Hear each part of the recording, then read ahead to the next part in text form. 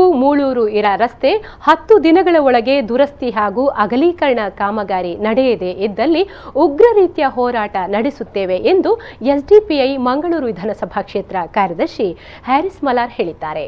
ಅವರು Social Democratic Party of India Mudipu ವಲಯ ಆಶ್ರಯದಲ್ಲಿ ಮುಡಿಪು ಚೆಕ್ಪೋಸ್ಟ್ ಬಳಿ ಸೋಮವಾರ ದುರವಸ್ಥೆಯಲ್ಲಿರುವ ಮುಡಿಪು ಮೂಳೂರು ರಸ್ತೆ ದುರಸ್ತಿಗೆ ಆಗ್ರಹಿಸಿ ರಸ್ತೆ ತಡೆ ಹಾಗೂ ಪ್ರತಿಭಟನೆಯನ್ನು ಉದ್ದೇಶಿಸಿ ಮಾತನಾಡಿದರು. ಸಚಿವರು ಕ್ಷೇತ್ರ ವ್ಯಾಪ್ತಿಯಲ್ಲಿ ಎಲ್ಲ ರಸ್ತೆ ಅವ್ಯವಸ್ಥೆಯನ್ನು ಸರಿಪಡಿಸಿದ್ದೇವೆ ಎಂದು ಪ್ರಚಾರ ಪಡೆದುಕೊಳ್ಳುತ್ತಿದ್ದಾರೆ.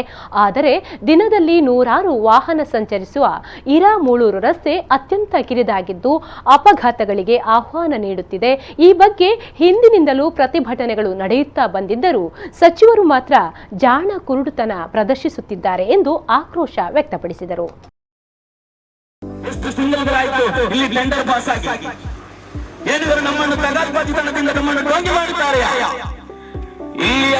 ಮಂಗಳೂರು ವಿಧಾನಸಭಾ ಕ್ಷೇತ್ರದ ಜನರು ಇದಕ್ಕೆ ತಕ್ಕ ಉತ್ತರವನ್ನು ಮುಂದಿನ ಚುನಾವಣೆಯಲ್ಲಿ ನೀಡುತ್ತಾರೆ.